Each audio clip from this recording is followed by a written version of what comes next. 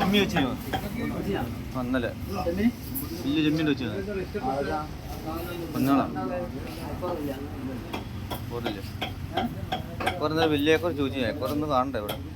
കാണാനില്ല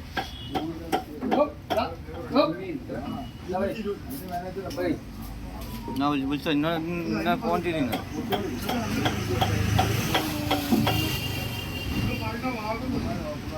ഇത് ഓരോന്നിൻ്റെ പേര് ഞാൻ കൊടുത്തു